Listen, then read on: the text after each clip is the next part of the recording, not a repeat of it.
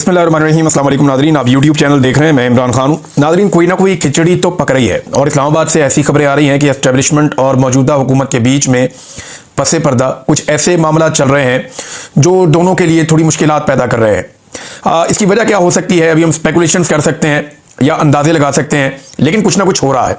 आमिर मतीन साहब ने ऐसी बात की है। ख्वाजा आसिफ साहब के इस्तीफे के हवाले से खबर मार्केट के अंदर आई। गो के ख्वाजा साहब ने उसकी तरदीद की, उसके एक हिस्से की तरदीद की। पूरी खबर के बारे में ख्वाजा साहब ने कोई खास बात की नहीं, लेकिन वहाँ एक ADCR गिरफ्तार हुआ है जो RO था, यानी जिसने इलेक्शन करवाया था सियालकोट में, और उसकी गिरफ्तारी के बाद बड़ी परेशानी है दो वज़रा को ख़ास तौर पे जिनका ताल्लुक सियालकोट से है। तो मुश्किलात तो उनके लिए बड़ी हैं। दूसरी जानिब एस्टेब्लिशमेंट ये शो करना चाहती है या ऐसा कुछ जाहिर कर रही है जैसे उन्हें करप्शन पे बड़ी तशवीश है और वो करप्शन को रोकना चाहते हैं, और इसी तरह कुछ लोगों को स्क्रू किया जा रहा है, टाइट किया जा रहा है।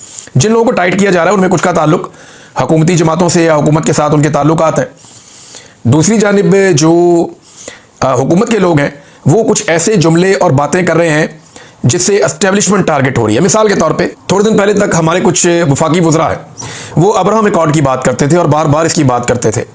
अब्राहम अकॉर्ड का मतलब ये है कि इसराइल को तस्लीम करने का मामला, तो वो ये कहते थे इसके ऊपर में गौर करना चाहिए, इस बारे में बात करनी चाहिए। ख्वाजा आसिफ, राना सनाउल्लाह, ये लोग कहते थे।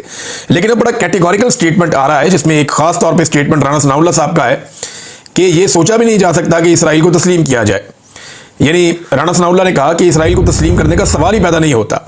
थोड़े दिन पहले ये अब्राहम अकॉर्ड की बात कर रहे थे, तो वो बातें तो एस्टेब्लिशमेंट को बहुत पसंद आ रही होगी, क्योंकि बाजवा साहब के दौर से एस्टेब्लिशमेंट की टॉप लीडरशिप ये फैसला कर रही थी कि इसराइल के बारे में पाकिस्तान में डिस्कशन की जाए और कोई रास्ता निकाला जाए कि चीज़ें डिफरेंट तरीके से हो जाए।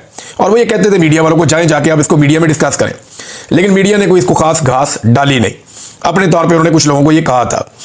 अच्छा, अब इसमें जो है वो मामला ये है कि शायद कोई रुकावट पैदा हो गई है या कोई कानूनी रुकावट है, क्योंकि मेरे कुछ दोस्त हैं इस्लामाबाद में, उन्होंने कहा कि मौजूदा जो फील्ड मार्शल आसिम मुनीर साहब हैं, इनकी मुद्दत मुलाजमत 3 साल है, और अगर इन्होंने 5 साल वाला फ़ायदा उठाना है तो उसके लिए हुकूमत को कुछ कानूनी इकदाम करने होंगे, फिर ये 5 साल वाली ऑफर से फ़ायदा उठा सकेंगे। अब हुकूमत वो इकदाम करती है या नहीं करती, शायद वहां पे जाके मामला अड़ गया है। नॉर्मली एस्टेब्लिशमेंट की और हुकूमत की लड़ाई जो है वो आर्मी चीफ की एक्सटेंशन पे होती है।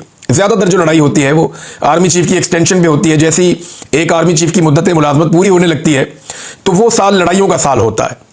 उस साल जो है वो कोशिश की जाती है कि हुकूमत को दबा लिया जाए, ब्लैकमेल किया जाए, ताकि हुकूमत से अपना काम करवाया जा सके।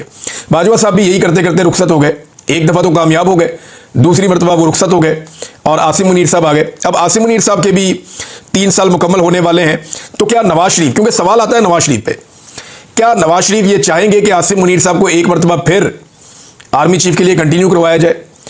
वजह यह है कि नवाज शरीफ साहब ये समझते हैं या उनके करीबी साथी ये समझते हैं कि मियाँ साहब के साथ ज्यादती हुई है, और वो ये कहते हैं हमें तो बुलाया गया था कबूतर उड़ाने के लिए, फिर हमारे तोते उड़ा दिए गए। मियाँ साहब को तो बनना था वज़ीर आज़म, उन्होंने तो अखबारों में इश्तिहार छपवा दिए थे कि मैं वज़ीर आज़म हूँ पाकिस्तान का, लेकिन फिर उन्हें मिला क्या? भाई बन गया वज़ीर आज़म जो उनकी बात नहीं सुनता और मफामत पे चलता है, जबकि बेटी को बना दिया गया वज़ीर आला, जिसने मियाँ नवाज शरीफ साहब की सियासत को तबाह करके रख दिया। अब इस वक्त मियाँ साहब अवाम का सामना नहीं कर सकते।